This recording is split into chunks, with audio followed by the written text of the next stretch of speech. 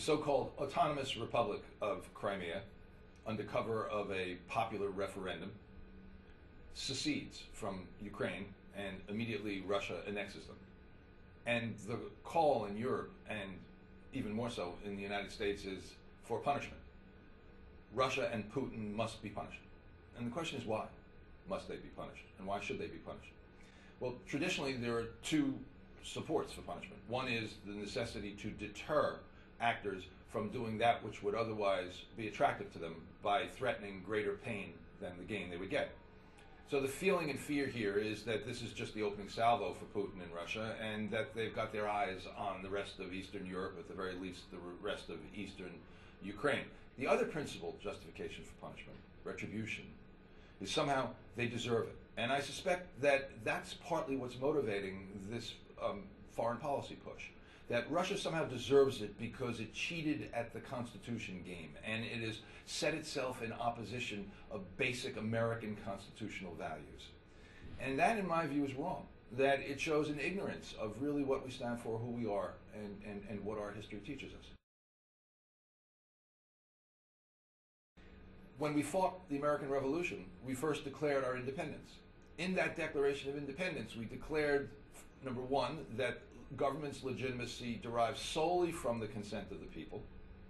Number two, that the people have the right, whenever they see fit, to replace any government and any constitutional form that they think doesn't serve their best interest.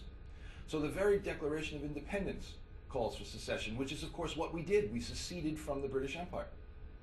So we fought the war under a constitution. It was called the Articles of Confederation. The Constitution declared of itself that it was to be a perpetual union, and that it was not to be amended unless unanimously agreed to by all the states. Now let's be careful. This is based on a compact theory of government. Each state, and through its people, acceded to the compact through the state. And therefore, each state, when it finds that the compact has been broken, can secede from the union as a state. That's the basic theory. And that's not un-American. So, we fought the war under the Articles of Confederation, and we decided, or at least some people in power and money with wealth and influence decided, that the Union wasn't being best served by the constitutional plan. So we sent delegates to Philadelphia, and they met, and what did they propose? A new Union, a new Constitution that would go into effect when only 9 states ratified it, in direct contravention to the Constitution we were under that guaranteed amendments only when unanimously agreed to. So when 9 states ratified the United States Constitution, what were they doing? They were seceding from the Union. In the end, Rhode Island and North Carolina held out. 11 states ratified the Constitution. We had a new Union, and 2 states didn't. They were the only states left who hadn't seceded. So the American Union is born in secession. We tend to identify secession with civil war and slavery and the South's futile attempt. But of course, that's not where it started.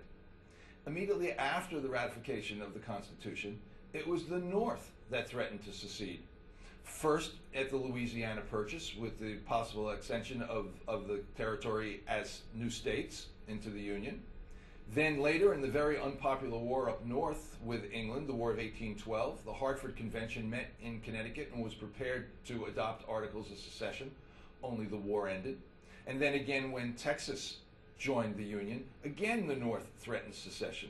And in fact, at various times in their career, almost all the Unionists, the leaders, the founders of this country, have seen and identified secession as an ultimate remedy, a constitutional remedy, one only to be used in a last resort, but nevertheless there, at the very least, to pressure government to continue to comply. If the American Civil War established the failure of the South to secede, it certainly didn't destroy secession as a principle.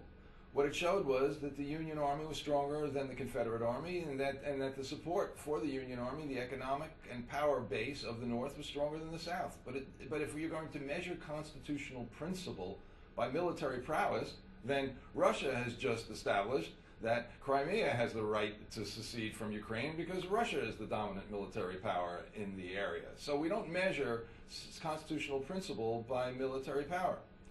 The principle and possibility of secession remains under any constitutional plan which is the result of compact. It teaches us that secession is a very serious step. It should only be done after deliberation and debate. It should be a freely willed act by a people who truly wants to alter their government. By that measure, the referendum in Crimea falls short, because it was done under Russian occupation with troops, with the suppression of dissent. But then, too, when you look carefully at our ratification process of our Constitution, you'll also find coercion by the rich and the powerful. We're left with the near certainty that Crimea has seceded and has been annexed by Russia. We're left with a realistic possibility that eastern Ukraine, which is primarily Russian-speaking, will also secede. But remember, Czechoslovakia split recently, and there's nothing wrong with that if it truly reflects the will of the people. Secession is arguably part of our DNA. There's been no obvious cheating in the Constitution game. What this all may amount to is what Thucydides brilliantly had the Athenians declare to the Melians. The Athenians said, you have two choices. You either submit to us and pay tribute, or you die. And the Melians objected, but that's not just. And the Athenians responded, justice depends upon the equality of power to compel. The strong do what they can, the weak accept what they must. We shouldn't be punishing Russia. We should be promoting true constitutionalism and the right of any free people to their own form of government as they truly see fit.